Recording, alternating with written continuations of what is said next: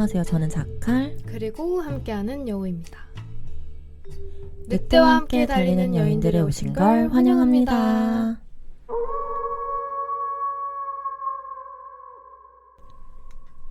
네, 벌써 2주 만에 다시 찾아온 늑달려입니다. 지난화 재밌게 들어주셨나요? 저희가 처음 팟캐스트를 녹화하는 거여서 기계 다루는 거에 너무 익숙하지 않다 보니까 음질이 조금 불안정했는데 오늘은 그 부분 신경 써서 녹음해 보도록 하겠습니다. 이렇게 부족한 저희여도 여러분과 함께 이렇게 또 성장해 나가는 거겠죠? 그리고 여러분이 남겨주신 댓글들 하나하나 너무 재밌게 잘 읽었어요. 저희에게 정말 큰 힘이 됩니다. 네, 여러분의 댓글과 피드백은 언제나 환영입니다. 많이 많이 남겨주시고요. 네, 그럼 여우님, 오늘 주제 소개 부탁드릴게요. 네, 오늘의 주제는 자각하지 못했던 여러 종류의 사랑입니다. 일단 여러분은 사랑의 종류에 대해서 생각해 보신 적 있으신가요? 사랑의 종류 너무 많죠? 저는 일단 로맨스를 제외하고 제일 먼저 생각나는 게 이제 친구들과의 사랑, 그리고 네, 저희 집 고양이에 대한 사랑인 것 같아요. 친구들과의 사랑 이야기는 저희가 메인 주제로 조금 이따 깊게 다룰 예정이라 저희 집 고양이에 대한 이야기부터 좀 해보자면 저희 집 야명이가 벌써 13살이란 말이에요.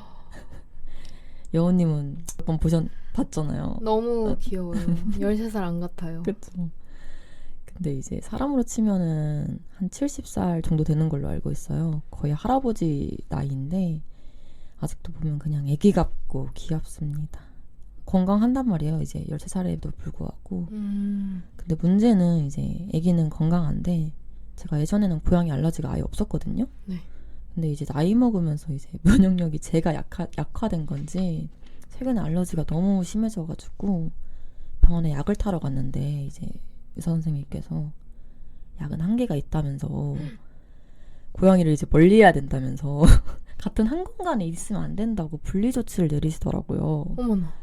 그래서 원래는 이제 제가 고양이랑 같이 잤단 말이에요. 제 네. 발밑이나 뭐 옆구리 이쪽에서 같이 온기를 나누면서 잤는데 이제 며칠 동안 떨어져서 자다 보니까 기분 탓인지 고양이도 좀 우울해 보이는 것 같고 저도 잠이 잘 안 오고 이래서 결국 인간인 제가 알러지약 열심히 먹으면서 같이 자는 것으로 자체 합의를 보았답니다. 현명한 결정이네요. 그쵸? 같이 자다가 떨어지면 너무 슬프니까. 맞아. 그리고 실제로 동물이랑 같이 있다 보면 좀 면역력도 세지는 것 같지 않아요? 이겨내야죠. 사랑.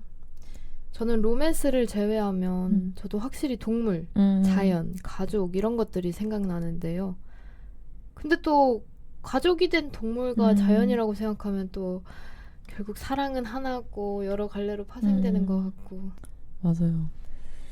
이렇게 많고 많은 사랑 중에 오늘 저희는 두 가지에 집중해서 이야기하고자 합니다. 첫 번째 사랑은 우정과 성정에 대한 이야기입니다. 저희가 대화를 하다가 제 인생 영화와 여우님이 최근에 읽으신 책이 관통하는 이야기가 우정과 또 성장 그리고 사랑에 관한 이야기여서 가져와 봤고요. 그리고 두 번째 사랑은 예술이 주는 감각과 관계에 대한 이야기입니다. 예술을 통해 타인과의 관계가 발전해 본 경험, 그리고 예술을 통해 처음 느껴본 감정들에 대한 이야기를 심도 있게 나눠보도록 하겠습니다. 그러면 오늘의 첫 번째 이야기 먼저 시작해볼까요?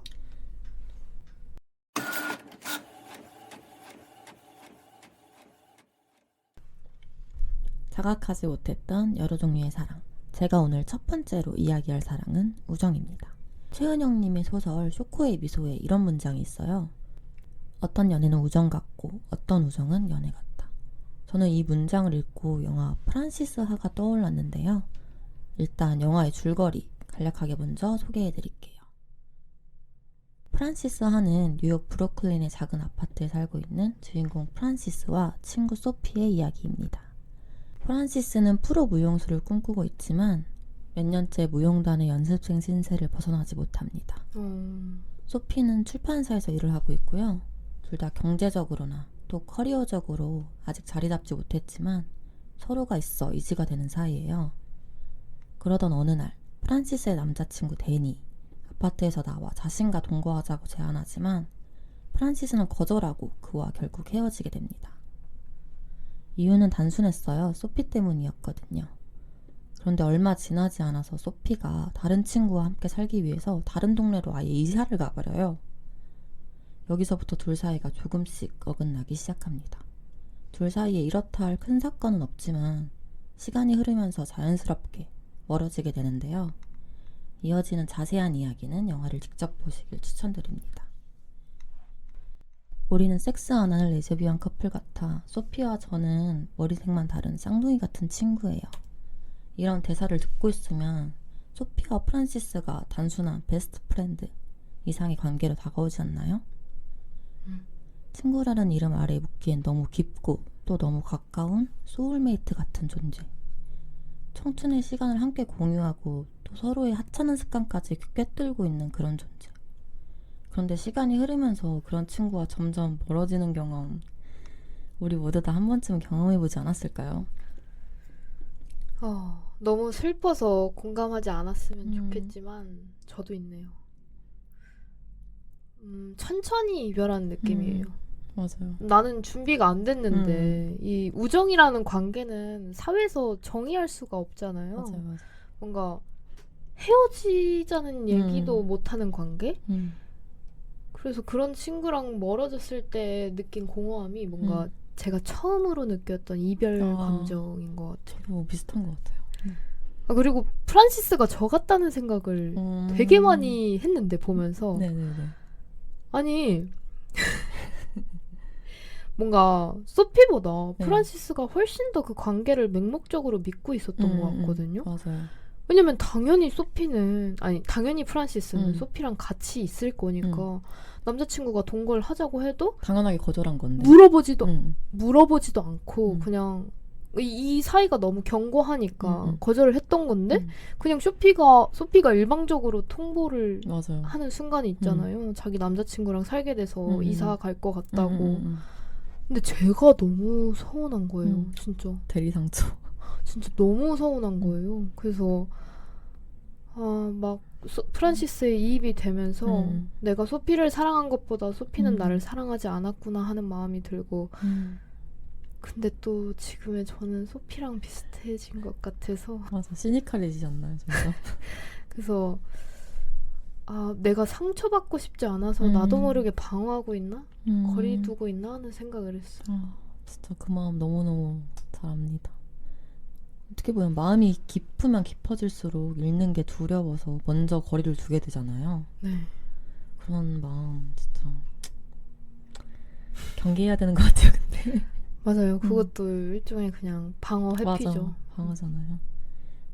제가 이 영화에서 제일 좋아하는 장면이 있는데 그게 이제 초반에 프란시스랑 소피가 같은 아파트에 살 시절에 둘이 침대에 나란하게 앉아서 이제 미래에 대한 이야기를 할 때예요. 네. 그때 이제 대사가 이제 소피가 말하는데 좋아 프란시스 우리는 세계를 접수할 거야. 난 출판계에서 먹어주는 거물이 되고 넌 완전 유명한 현대 무용수가 되고 나는 너에 대한 비싼 책을 낼 거야. 이제 이렇게 말해주는데 이게 둘만의 놀이 같은 거예요.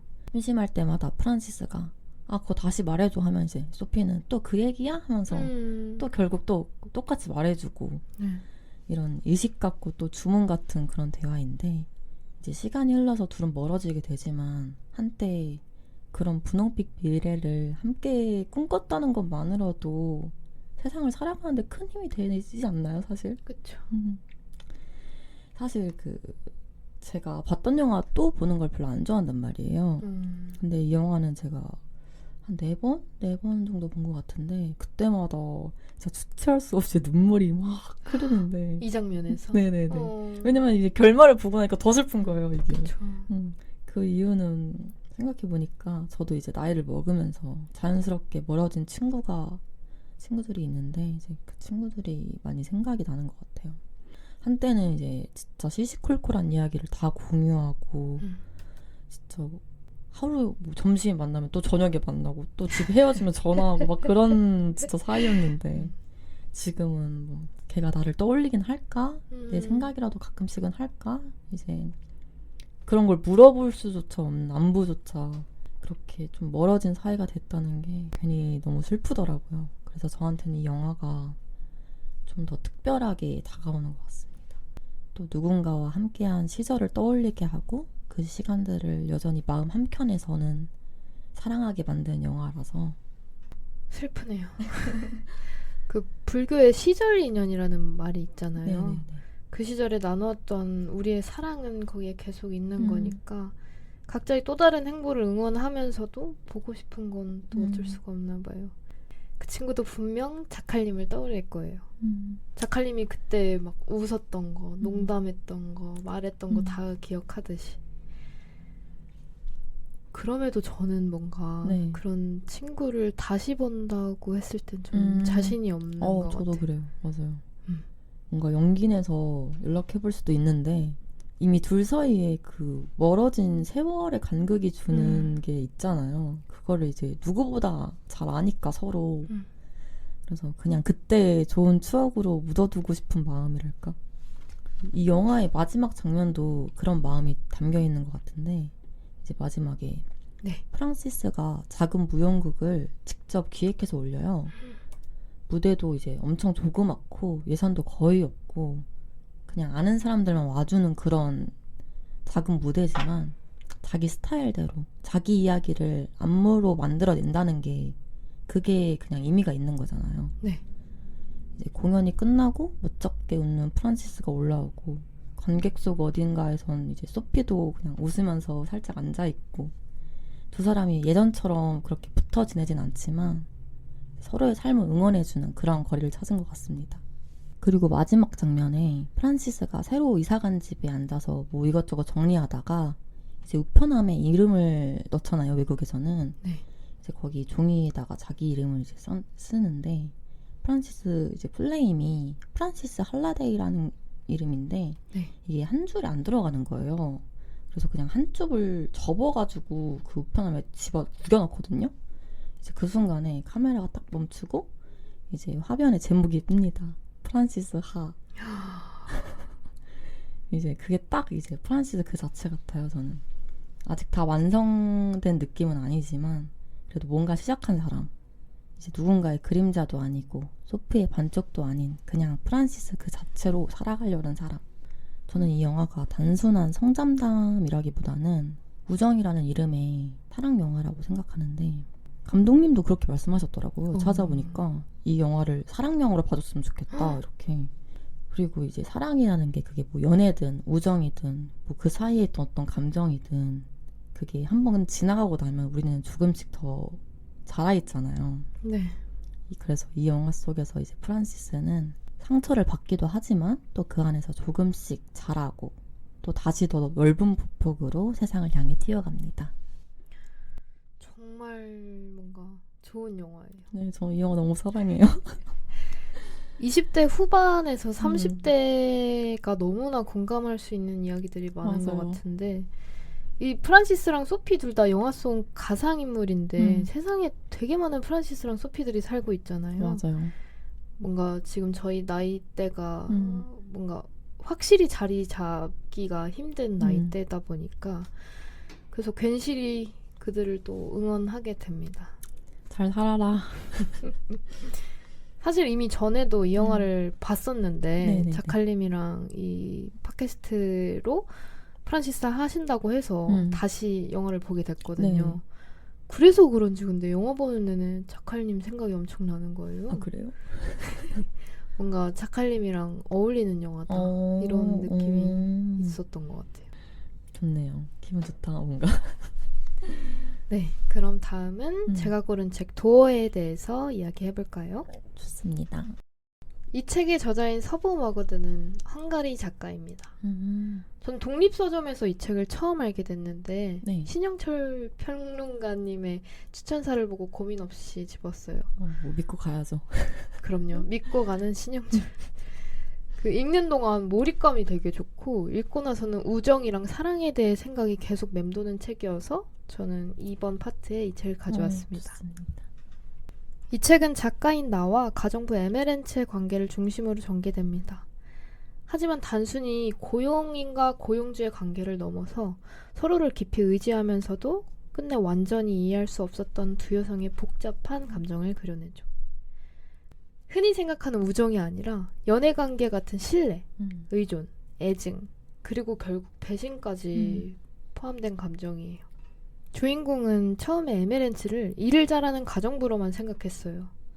하지만 함께 지내면서 그녀가 단순한 고용인이 아니라 강한 자립심과 독특한 신념을 가진 인물이라는 걸 깨닫게 됩니다. 에메렌츠는 차갑고 거친 사람처럼 보이지만 실제로 본인이 화나면 막 쌍욕을 뱉고는 맞아요. 무서워요. 입에 담지도 못할 말을 막 하세요. 저주를 막. 근데 예상치 못한 순간에 항상 따뜻함을 보여줘요. 예를 들면 주인공이 아플 때 진짜 남편도 없고 아무도 곁에 없는데 에메렌츠가 묵묵히 보살펴주고 죽도 해주고 뭔가 아가처럼 보살펴줬다고 해야 되나? 자기만의 얘기도 막 해주고. 원래는 진짜 얘기를 안 하는 맞아요. 사람이었는데 근데 동시에 자신의 사생활은 또 엄청 철저히 지켜요. 맞아요. 그 쉽게 타인을 자기 내부에 받아들이지 않아요. 그래서 주인공은 점점 그녀에게 끌리고 인정받고 싶고 그녀의 삶에 들어가고 싶어 하는데 에메렌츠는 선을 넘지 않으려 합니다. 이 관계를 상징하는 것이 에메렌츠의 대문이에요. 그녀는 자신의 집을 누구에게도 보여주지 않았어요. 이 문은 단순한 출입문이 아니라 그녀 자신을 지키는 경계선 같은 것이기 때문입니다. 하지만 나는 그녀를 돕겠다는 마음으로 결국 그 문을 열어버립니다. 에메렌츠가 죽을 수도 있다고 생각했고 겁이 나서 그녀에게 제일 중요한 문을 다른 사람들에게 넘겨버린 사건이 있었거든요. 그쵸. 에메렌츠를 병원에 데리고 가야 된다고 생각했기 때문에 했던 건데 그 순간이 에메렌츠에게는 가장 큰 배신으로 다가옵니다. 맞아요. 왜냐하면 에메렌츠는 자신의 집을 남에게 보여주는 것보다 죽는 게 낫다고 생각하는 사람이었거든요. 이 과정에서 주인공은 에메렌츠에 대한 감정이 단순한 애정이 아니라 깊은 연대감과 일종의 사랑이라는 걸 깨닫게 돼요. 주인공은 엄마 말고 이런 사랑을 내게 준 사람이 있을까 떠올리면서요. 하지만 그 사랑이 서로를 온전히 이해하는 방식으로 표현되지 못했고 결국 에메렌츠는 상처가 됩니다. 자세한 이야기는 책을 직접 읽으시면서 느끼면 좋을 것 같은데 여기서 나누고 싶은 이야기는 진심으로 누군가를 위한다고 한 행동이 그 사람에게 상처가 될 수도 있을까요? 나는 에메렌츠를 사랑했지만 그 사랑이 에메렌츠가 원하는 방식이 아니었어요. 그리고 에메렌츠의 사랑도 내가 원하는 사랑이 아니었어요. 결국 서로를 필요로 하고 깊게 사랑했지만 끝까지 온전히 이해할 수 없었던 두 사람. 이 관계를 우정이라고 할 수 있을까요? 아니면 또 다른 형태의 사랑이라고 해야 될까요? 주인공이 에메렌츠에게 나를 인정하지 않는 것에 대한 분노 그리고 적개심까지 드는데 그때 동시에 나 에메렌츠를 사랑하고 있구나. 너무 사랑해서 지금 미워하고 있구나. 그래서 인정받고 사랑받고 싶은데 내가 원하는 사랑이 아니어서 화를 내고 있구나 라고 인정하게 되는 장면이 있는데 그 장면이 너무 좋았어요. 이 책을 읽고 나면 사랑과 우정의 경계는 어디까지일까? 라는 질문을 계속 떠올리게 됩니다. 우리는 보통 사랑을 연애적인 감정으로 한정짓지만 사실 사랑은 훨씬 다양한 형태로 존재할 수 있잖아요. 그쵸. 여러분은 이 관계를 어떻게 정의하고 싶으신가요?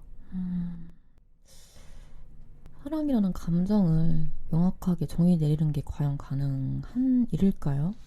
특히 이 책에서 나와 에메렌츠의 관계는 진짜 쉽게 설명되지 않는 것 같아요. 모성적인 따뜻함, 또 친구 이상의 유대감, 때로는 소유욕까지 너무 많은 감정들이 뒤엉켜 있어가지고 네. 가장 사랑하는 사람을 위해 내린 선택이 정작 그 사람에게는 가장 큰 배신으로 다가온다는 게 너무 아이러니하잖아요. 그쵸. 사랑이라는 감정이 얼마나 복잡하고 조심스럽게 대해야 되는 건지 또 다시 한번 느끼게 된 것 같아요. 이 책을 읽으면서.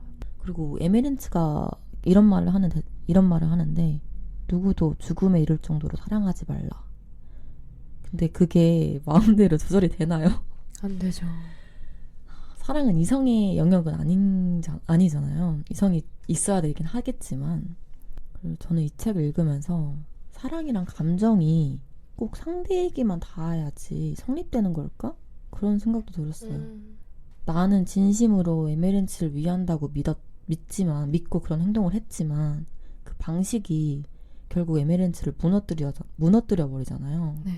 그렇다면 그건 과연 올바른 사랑일까? 그 행동이 그냥 자기 만족 혹은 죄책감에 기반한 그냥 일종의 에메렌츠에게는 폭력이었을 수도 있지 않을까요? 그쵸. 그리고 에메렌츠는 그런 사랑을 끝까지 거부합니다. 자신의 방식대로 자신의 자존과 또 고유를 지키면서 누군가를 향한 깊은 감정이 반드시 다가가는 방식으로만 표현되는 건 아니잖아요. 그쵸. 어떤 사랑은 거리두기 속에서 도어를 끝내 열지 않는 방식으로도 존재할 수 있다는 걸 이 책이 말해주는 것 같습니다. 근데 이 네. 자칼님이 말씀하신 것처럼 네. 그 에메렌츠가 그 거부를 자기만의 방식으로 네. 병원에서 하잖아요. 네네네. 그게 너무 슬펐어요. 이렇게 손수건 이렇게 아, 웃은 건 웃겨서 웃은 게 아니라 맞아요. 그 에메렌츠가 했던 그 자기만의 지키는 방법이 그 주인공에게만 웃지 않기, 주인공 말 무시하기, 그리고 주인공 들어오면 얼굴에 손수건 덮어버리기. 시야를 차단하기. 근데 그게 너무 맞아요. 그냥 너라는 존재를 내 삶에서 지워버리겠다. 뭔가 이렇게 다가오는 거잖아요. 그쵸. 그게 진짜 너무 마음 아파 또. 자칼님은 네. 웃으실 것 같은데 뭔가 또 저거 또 쓴다. 이러면서. 병실 들어가서 그만 봐주라 이러고 들어갔는데 손수건 올리면 약간 두더지 잡기처럼 이렇게 숨었다가 올라갔습니다. 하여튼 이어서 제가 좀 말을 해보자면 네. 결국 이 도어라는 책은 감정이 통한다고 해서 이제 반드시 이해가 따라오는 건 아니라는 걸, 이해하고자 했던 만큼 오해가 더 깊어질 수도 있다는 걸 보여주는 이야기 같기도 합니다. 사랑이든 우정이든 그 어떤 관계도 완전한 이해라는 환상은 애초에 불가능할지도 모른다는 너무너무 씁쓸한 진실이요.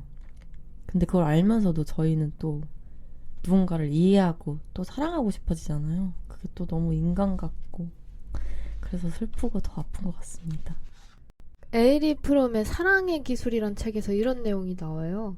사랑은 단순한 감정이 아니라 배워야 하는 기술이라고요. 근데 이게 진짜 맞는 말인 것 같아요. 맞아요. 이해하고 성장하고 인내하고 나를 돌아보고 하는 과정은 기술적으로 사랑에 꼭 필요하기 때문에 상대방을 강요하거나 통제하는 행위로 사랑을 할 수 없어요. 그렇죠. 그런 의미에서 반성을 좀 했는데 저희가 얘기했었죠. 저희의 사랑하는 방식이 비슷한 점에 대해서. 맞아요. 저희 둘이 진짜 성격이 좀 비슷한 면이 많은데 그 중에 하나가 이제 또 통제. 근데 저는 그게 흔히들 사랑하게 되면은 상대를 나 자신처럼 느낀다고 하잖아요. 네. 그래서 그런지 뭐 별로 안 친하거나 별로 막 이렇게 관심 없는 사람들은 그러지 않지만 정작 가까운 사람들한테 제가 통제를 하려는 그 경향이 있는데 그러니까 제 기준에서 네. 맞지 않는 말이나 행동을 하면 쟤 왜 저래? 막 이러면서 일단 이해가 잘 안 되고 그러면서 이제 다시 제 기준에 맞추려고 설득하게 되더라고요. 근데 사실 제 말이 항상 옳은 것도 아니고 상대는 저와 다른 관점을 가질 수도 있다는 걸 인정해야 되는데 그걸 머리로는 아는데 이제 또 막상 상황이 닥치면 또 이제 막 지적질하고 태클 걸고 그건 좀 이러면서 반성합니다. 저도 굉장히 비슷한 맥락인데 네. 근데 저는 해명은 아닌데 네. 저희는 뭔가 더 나은 선택을 했으면 하는 마음이 있기 때문에 그런 거지만 그 나은 선택이라는 게 제 기준인 거잖아요. 어쨌든. 그쵸. 그래서 그들한테 부담이 되고 뭔가 그들이 경험할 수 있는 것들을 빼앗는 걸 수도 있잖아요. 그쵸. 뭔가 스스로가 하면서 느끼는 것들이 훨씬 크니까. 그래서 그때 이후로는 저도 엄청 경계합니다. 뭔가 도어에서 느낀 것처럼 이게 타인에게는 폭력적일 수 있다는 걸 자각한 순간이 있었는데 그래서 결국 모두가 부족하고 그렇게 더불어 사는 건데도 변명은 아니고요. 내가 사랑하는 사람들이 건강하고 건강한 선택들을 했으면 좋겠으니까. 그쵸. 그래서 뵀던 시절이 있었어요. 고해성사. 지금도 종종 나오지만 어찌됐든 저의 개인적인 욕심이고 오만이었습니다. 결국 타인을 그대로 인정하고 받아들이는 기술도 또 연습해야 되거든요. 그쵸. 적게 말하고 바라봐주고 옆에 있는 것만 또 해보려고 합니다. 결국 우리 모두는 성장해 나가는 거니까요. 네, 맞습니다. 부족한 저도 이렇게 또 한 걸음 갔다고 생각해요. 진짜 사랑 너무 복잡하면서도 사실 단순한 것 같기도 해요. 그냥 옆에서 바라보고 그냥 응원해주면 되는 건데 참 그게 어렵지 않나요? 근데 또 네. 어떻게 바라만 보고 있어요, 그죠? 그쵸. 뭔가- 나쁘려 가면은 이제 말해줘야죠. 그쵸, 거기 돌다리를 건너는데 너가 지금 거기가 돌이 아니고 빠지는데 너 지금 거기 돌 아니야. 이렇게 그러니까 이것도 그 적정선만 맞아요. 하면 그 됩니다. 선을 지키는 게 참 어려운 것 같아요. 그래서 작가님은 요새 저요? 모르겠어요. 제 친구들은 이걸 듣고 있는 제 친구들은 어떻게 생각할지 모르겠는데 근데 공통적으로 말하는 건 예전에 비해선 참 유해졌다던가 공통적인 피드백입니다. 믿어주세요. 저희가 이제 지금까지 이야기한 우정이라는 사랑의 형태를 통해 사랑은 결국 서로의 불완전함을 인정하고 또 함께 성장해가는 과정임을 다시 한번 느끼게 됩니다.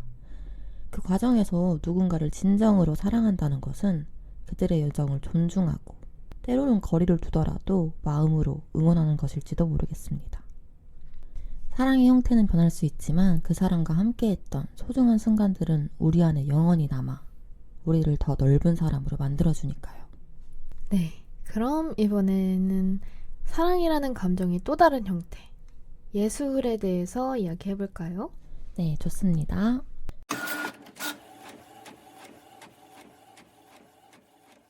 네, 오늘의 두 번째 사랑은 바로 예술입니다.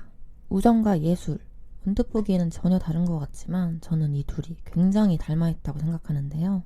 왜냐하면 예술도 공유하고 나누고 또 함께 만들어가는 과정이 중요하잖아요. 맞아요. 누군가와 감정을 나누고 뭔가를 같이 느끼고 싶을 때 우린 예술을 통해서 연결되잖아요. 맞습니다. 같이 영화 보러 가고 전시 보러 가고 어떤 책을 읽고서 이거 너랑 나누고 싶다는 생각이 드는 순간들, 그게 바로 예술이 만들어주는 관계의 감각인 것 같아요. 네. 심지어 어떤 작품들은 아예 생판 모르는 사람과도 연결되는 경험을 주기도 하잖아요.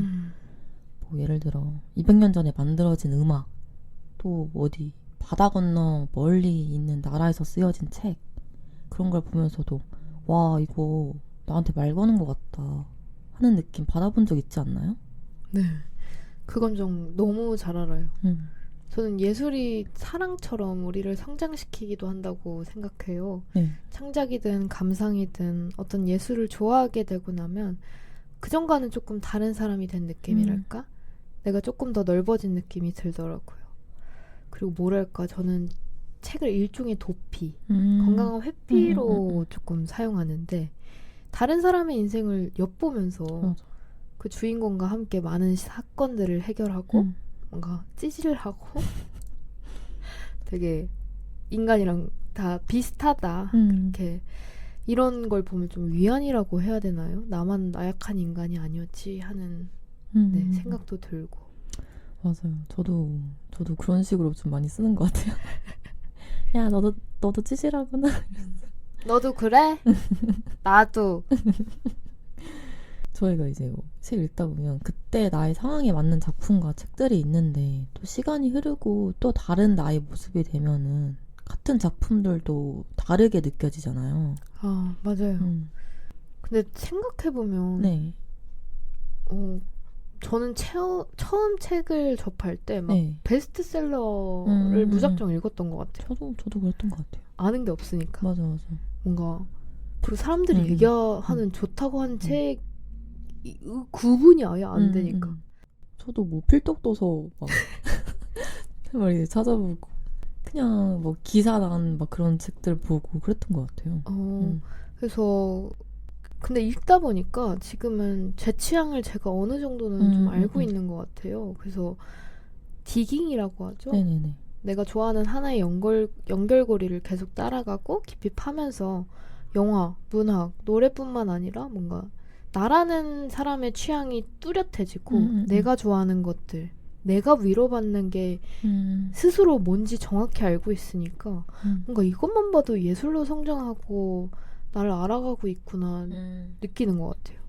자칼님도 변화를 느끼고 성장했다고 생각하는 순간 있나요?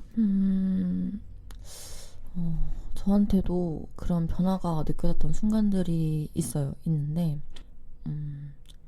예전에는 제가 뭐 아무 생각 없이 재밌게 봤던 작품들을 이제 다시 보면 네. 너무 전형적이고 편협한 시선들 이런 게 너무 확 들어오더라고요. 뭔가 시대착오죠. 네네네. 뭐 여성 혐오적인 그런 것들도 그렇고 인종차별적인 그런 것도 그렇고 그런 거 보면서 와 내가 이거를 아무렇지도 않게 봤었구나 하면서 이제 스스로 놀랄 때도 진짜 많아요. 근데 이제 그런 장면이 불편하게 느껴진다는 거는 제 감수성이 이제 그때보다 지금 그만큼 달라졌다는 뜻이잖아요. 그렇죠.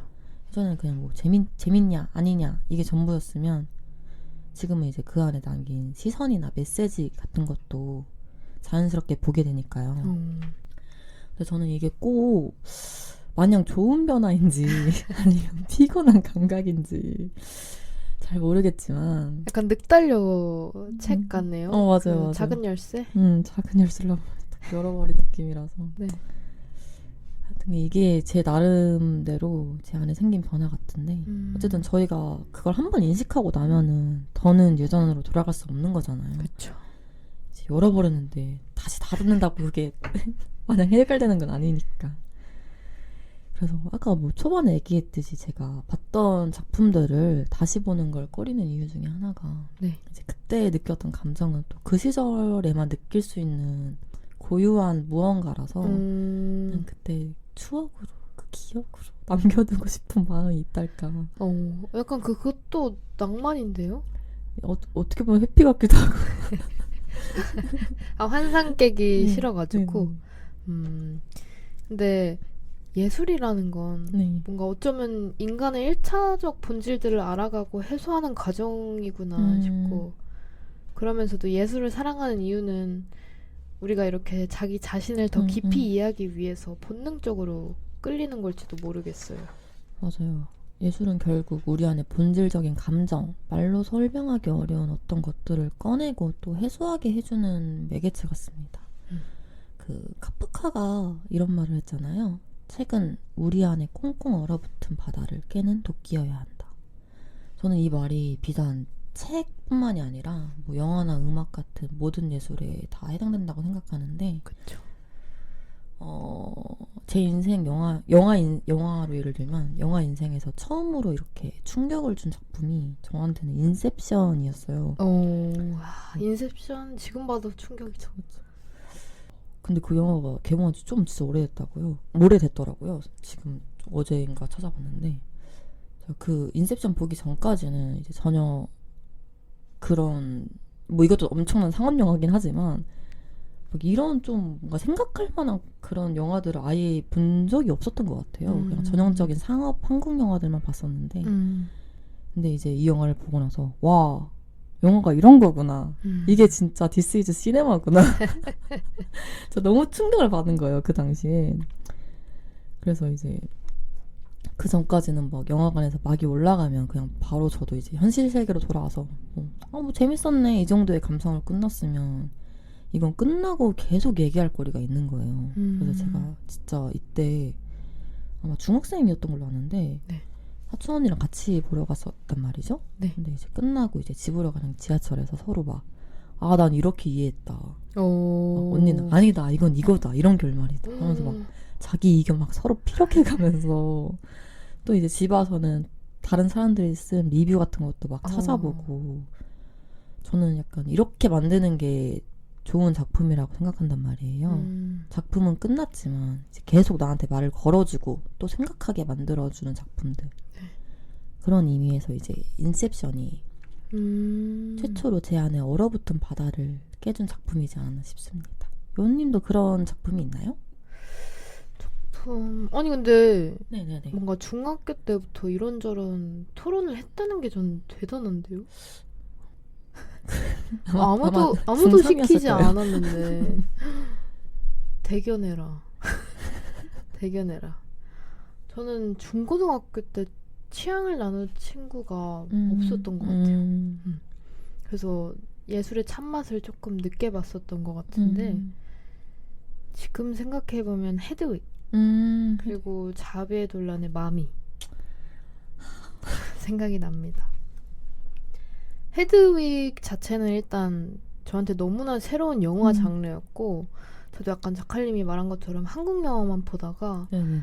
아 이게 영화구나 라고 느꼈던 게 헤드윅이었던 것 같아요. 그리고 진짜 꽤 부셔졌다는 표현이 맞는 것 같은데 진짜 처음으로 진지하게 뭔가 사랑 그리고 나를 사랑하는 거에 대해서 진짜 오랫동안 생각해 본 것 같아요. 그리고 자비의 논란 마미는 프레임이 말이 안 되죠. 그쵸.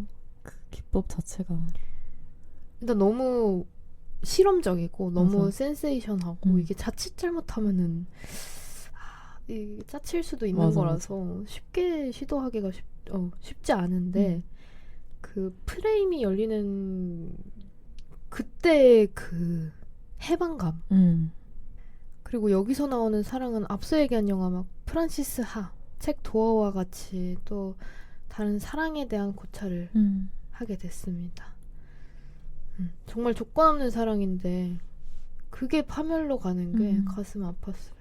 전부 사랑 얘기인 걸 보니까 저는 사실 사랑을 하고 싶었던 아이였을지도 모르겠다는 생각을 해보네요. 뭔가 이렇게 제 얼어붙은 바다를 깨자마자 영화를 미친 듯이 봤었어요. 진짜 한 달에 40편까지 봤던 것 거의 같아요. 매일매일 본 거네요.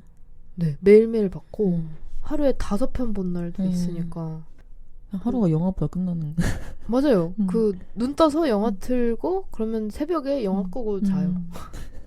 그래서 또 그 바다를 깨부신 건 예술이라기보다 모든 걸 제게 알려줬던 그 친구인 것 같기도 하네요. 그러면 자칼님은 가장 힘들 때 떠올리는 예술 작품이 있나요? 가장 힘들 때 일단 앨범으로는 윌코의 양키 호텔 폭스트로트라는 앨범을 제일 자주 듣는 것 같습니다. 네, 좀 TMI 남발을 좀 해보자면 네, 해주세요. 그 윌코라는 밴드 이름이 항공통신 영어로 Will Comply의 줄임말이거든요. 그래서 약간 뭐 이제 막 항공기 타면서 막 카피 라저대 막 이렇게 하듯이 윌코라고 하면 이제 명령에 따르겠다 이런 의미예요. 그리고 또 앨범 제목인 양키 호텔 폭스트롯 역시 그 나토 음성 알파벳에서 따온 말이에요. 그 항공통신이나 군대에서 많이 쓰는 용어인데 이제 알파벳을 정확하게 전달하려고 쓰는 용어들이란 말이에요. 예를 들어서 뭐 플라이트 넘버 H27을 말할 때 H27이 아니라 플라이트 넘버 호텔 27 이렇게 말하는 거죠. 정확하게 이제 들려야 되니까. 이 앨범이 좀 사운드적으로는 되게 파편화돼 있고 텍스처는 풍부한데 또 엄청 불안정해요. 그래서 이게 좀 거대한 도시 안에서 막 길을 잃은 사람들이 내뱉는 막 마지막 통신 같다 할까? 실제로 그 트랙 중에 그 예전에 그 미국 사람들은 막 라디오 많이 듣잖아요. 근데 라디오 어떤 채널에서 그런 통신 그 용어로만 계속 나오는 막 그런 게 있나 봐요. 진짜 실제로 이제 조종사들이 하는. 근데 이제 거기에 어떤 음성 파일을 딴 게 이제 양키 호텔 폭스트롯이란 말이에요. 너무 흥미롭네요. 그쵸, 신기하죠. 제가 이 앨범에 있는 진짜 모든 곡들을 너무너무 다 사랑하는데 또 이제 시기마다 최애곡이 바뀌는 것도 또 이 앨범을 듣는 또 하나의 재미인 것 같아요.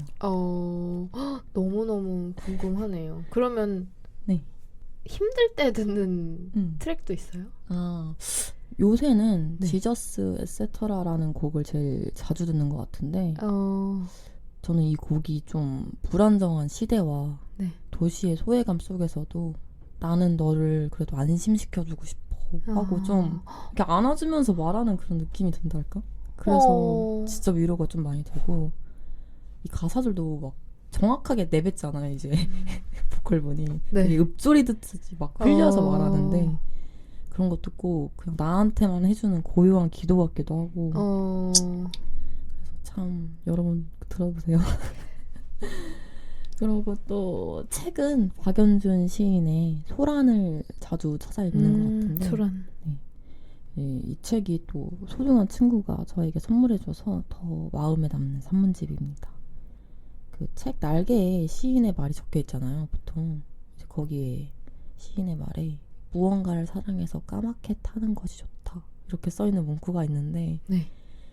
진짜 이게 너무 감명이 깊어서 저 또한 이제 그렇게 찡하게 오네요. 네네네.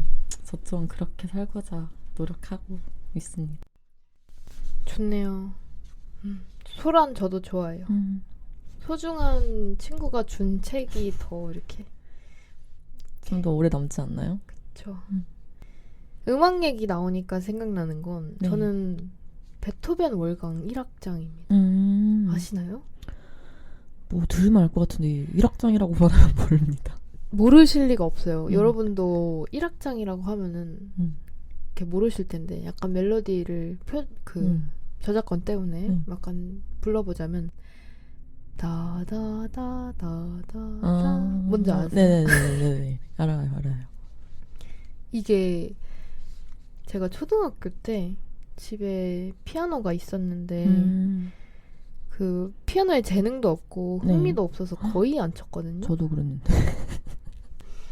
그래서 거의 안 치는데 그래도 막 여름방학에 집에 아무도 없고 놀아주는 사람도 없고 뭔가 사무치게 심심해가지고 이제 사부작 거리잖아요. 그쵸?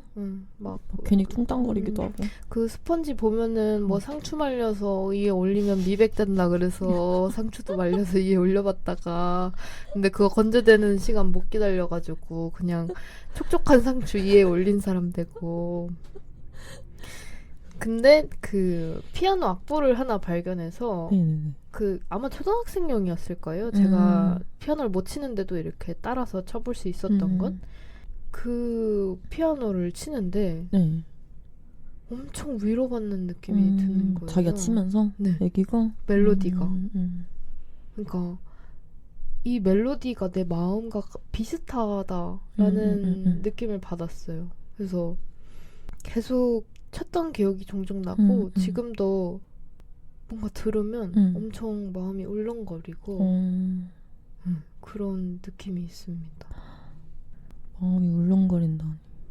표현 자체가 좀 되게 시적이다. 근데 뭔지 알죠? 네. 그냥 막 엄청 막 진짜. 여기서 막 그런 게 있어요. 그래서 한편으로 좀 슬프기도 하고 그 어렸을 때 그 월강을 들었던 내가 보인달까? 그 노래를 들으면. 네. 맞아. 음악은 약간 그런 힘이 진짜 있는 것 같아요. 여행 갔을 때 듣는 음악들 있잖아요. 그래서 그 음악을 오랜만에 들으면 그 여행지도가 막 떠오르기도 하고 그런 것처럼. 맞아요. 진짜 어떤 예술은 그렇게 오랜 시간이 지나도 아니 어쩌면 또 시간이 흐르면 흐를수록 더 우리 마음에 깊게 스며드는 것 같습니다. 맞아요. 누군가한테는 그냥 지나치는 멜로디일 수도 있지만 누군가에게는 진짜 여운이 말씀하신 것처럼 인생의 한 장면처럼 각인되는 그런 거기도 하잖아요. 네. 그게 진짜 예술의 힘이 아닐까 하는 생각이 드네요. 우리 마음속에 오랫동안 머물다가 어느 순간에 조용히 찾아와서 발을 걸고 또 어떤 날에는 아무 말도 없이 그냥 곁에 있어주기도 하고 그래서 결국 예술도 사랑의 또 다른 이름이 되지 않을까 하는 생각이 듭니다. 네. 이렇게 두 번째 사랑, 예술에 대해서 이야기해봤는데요.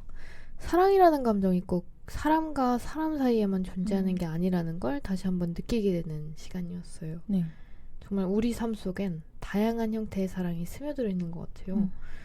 그러니까 이번엔 조금 더 자유롭게 저희 둘의 개인적인 이야기를 또 나눠보면 좋을 것 같은데요. 네. 처음 사랑이라고 느꼈던 순간이라든지 아니면은 지금까지 받은 사랑 중에 가장 기억에 남는 거라든지 자유롭게 나눠보는 시간으로 넘어가 볼게요. 개인적인 이야기. 그러면 저는 제가 받은 사랑 중에 좀 기억에 남는 순간을 공유해 보자면, 예전에 제가 제 블로그였는지 인스타였는지 하여튼 제 SNS에 네.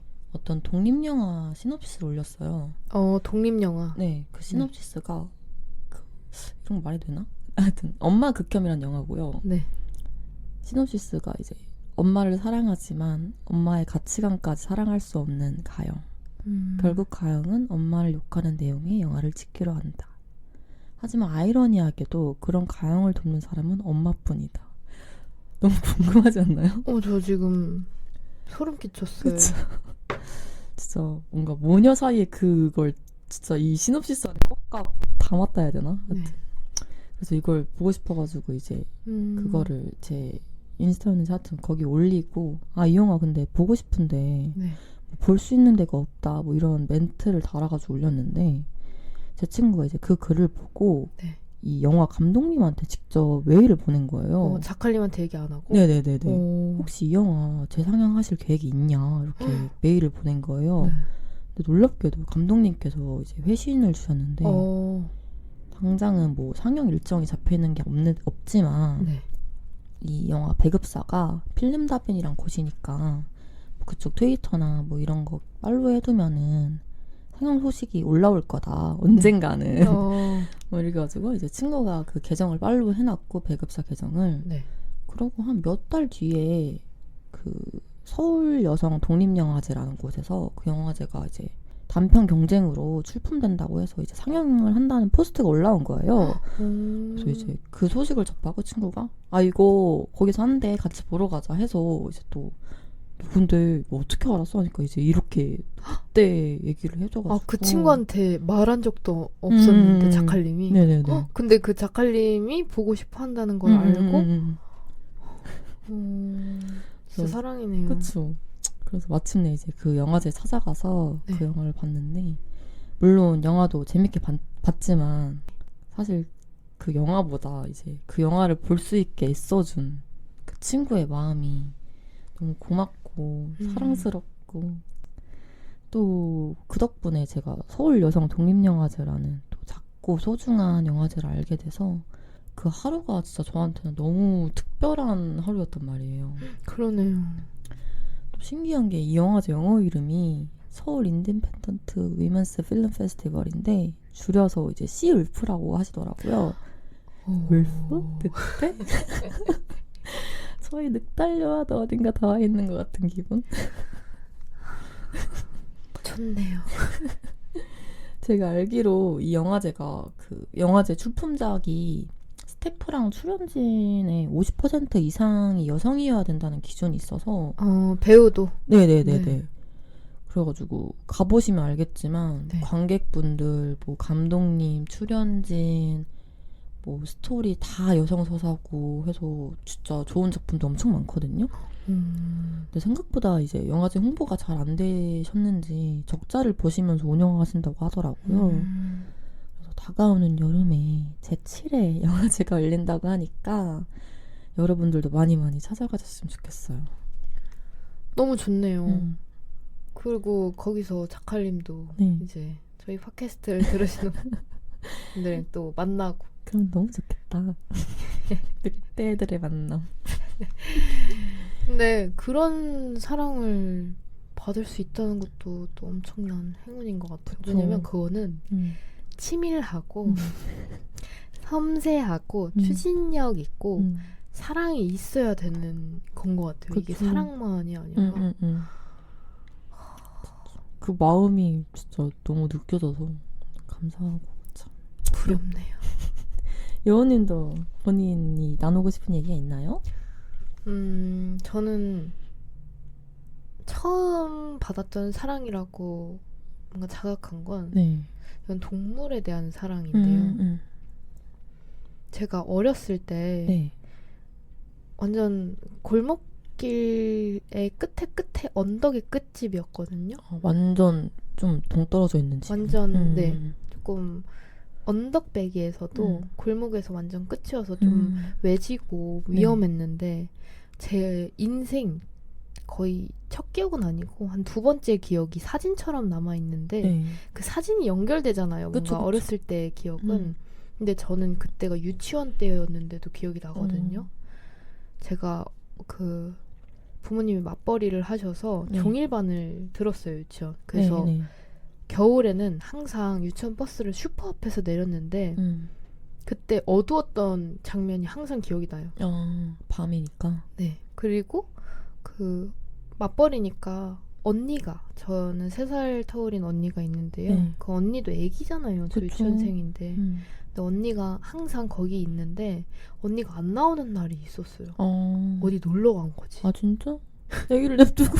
언니도 애기니까. 그렇지. 근데 거기에 언니가 안 나와도 항상 저희가 키우던 강아지 만보기가 만복이 있었어요. 항상. 진짜? 그걸 어떻게 알고? 그래서 저는 하나도 무섭지 않았거든요. 그래서 그냥 언니가 없어도 만복이다 하고 만복이랑 집에 갔는데 저희가 지금 나이를 정확히 밝힌 적은 없지만 저희 어렸을 때 시절에는 강아지 목줄 같은 것도 잘 안 하고 자유롭게 다니는 강아지가 많았잖아요. 맞아요. 저희 집도 완전 외곽에서 약간 마당에 풀어놓고 키우는 강아지였는데 이게 성인 되고 생각해보니까 말이 안 되는 거예요. 강아지가 유치원 학교 시간에 맞춰서 항상 슈퍼에 기다린다? 혹시 내가 잘못 기억하나? 해가지고 엄마한테 엄마랑 언니랑 있을 때 성인이 되고 얘기를 했어요. 나 사실 이랬다. 만복이가. 나 항상 내릴 때 만복이 있었다. 라고 했더니 엄마가 몰랐다. 라고 하는데 언니도 처음 들은 거예요. 왜냐면 어렸을 때 저는 당연한 거였으니까 아무한테도 얘기를 안 한 거죠. 당연히 만복이가 오니까. 근데 언니 초등학교는 저희 집에서 한 15분, 20분 걸어갔어야 됐는데 등교할 때는 언니 초등학교를 데려줬대요? 네. 같이 갔다가 언니 학교 들어가는 거 보면은 진짜? 집에 왔다가 소천사네, 소천사. 그래서 저는 약간 그런 생각을 하는 게 저 어렸을 때 어른들이 주변에 별로 없었거든요. 네. 근데 그 만복이가 지켜줬구나. 진짜 지켜줬다는 말이 맞는 것 같다. 그래서 네, 제가 동물한테 뭔가 처음으로 받았던 사랑이. 슬퍼. 만복이. 네. 동물이 주는 사랑은 진짜 의심할 여지가 없다고 해야 되나? 그냥 그걸 그대로 받아들일 수 있잖아요. 맞아요. 진짜. 그래서 더 진짜 가끔은 뭐 그런 생각도 들어요. 아, 내가 이런 사랑을 받을 자격이 있나? 동물들한테. 맞아. 내가 왜냐면 사람은 그만큼 못 해주잖아요. 그 사랑만큼은. 그쵸. 그래도 잘해야죠. 근데 그 만복이가 네. 심장사상충에 걸려서 그 시대는 또 강아지들 예방접종도 안 맞추던 시기였어요. 그런 거 잘 몰라 막 그럴 때니까. 그래서 심장사상 아파가지고 심장사상충 걸렸다는 걸 병원에서 듣고 나온 다음에 며칠 뒤에 없어졌어요. 그냥 그렇게 없어졌어요. 근데 강아지가 집을 나간 거예요? 네, 원래는 그렇게 저 데리러 오고 언니 데리러 오고 계속 하던 애가 자기가 죽을 걸 알았나 보다. 그래서 맞아요. 슬퍼하지 말라고 갔나 보다. 근데 동물들이 그런데요. 죽을 그러니까요. 때가 되면. 그 주인 앞에서 죽기 싫어한다고 맞아. 하잖아요. 근데 또 저는 약간 죽음과 동시에 태어난다는 말을 또 믿거든요. 그래서 다시 태어나서 어딘가에 있을 만복이를 생각하곤 합니다. 여기 어딘 입자로 이제 떠다니고 있을 거예요. 아니면 너 누구로 태어났니? 만보가. 아름다운 스토리입니다. 그 저는 사랑이라는 키워드에서 아직도 기억에 남는 건 네. 전 사랑을 엄청 원했던 것 같아요. 계속 이렇게 돌아보면. 근데 안 믿었거든요. 왜냐면 그 에메렌츠를 사랑했던 걔가 사랑하기 때문에 미워하고 적개심했던 것처럼 사랑을 안 믿었었는데 저는 아직도 기억나는 게 자칼님이 좀 옛날에 저한테 네.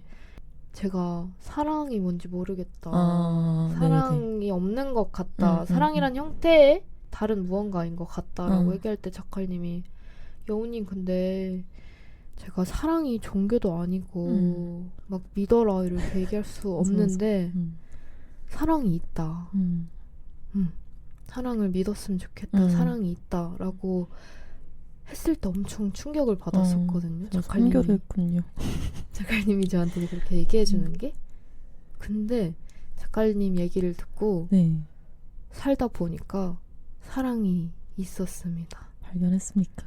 사랑은 있어요. 여러분. 여러분, 사랑은 있습니다. 감사해요, 자칼님. 에휴, 본인이 찾으신 건데.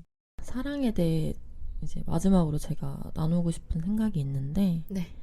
저는 누군가를 사랑할 때 그 감정 속에 연민이 함께 한다고 믿는 사람이에요. 네. 근데 제가 말하는 연민은 단순하게 뭐 상대의 약함에 대한 동정 이런 게 아니라 네. 상대의 결여와 불완전함을 인식하면서도 그것이 더 이상 그 사람에게 고통으로 다가가지 않게 하는 이해이자 수용인데요. 우리는 이제 종종 사랑에 빠질 때 상대의 완벽함이 아니라 불완전함도 보게 되잖아요. 그쵸. 근데 이제 그 불완전함까지도 기꺼이 끌어안고 싶은 마음이 들 때 저는 그때 이제 비로소 사랑이 시작되는 것이 아닐까 하는 생각이 듭니다. 신영철님의 책 슬픔을 공부하는 슬픔에서 가져온 구절로 오늘의 이야기 마무리해보도록 하겠습니다. 내가 사랑하는 당신은 나를 채우는 요소가 아니라 나를 채우는 구조여야 한다. 나는 당신으로 채워지는 것이 아니라 당신 속에서 온전해진다. 결여는 여전히 있되 그 결여가 더는 고통이 되지 않는 온전한 사람. 내가 사랑하는 당신은 나를 그런 사람이 되게 한다.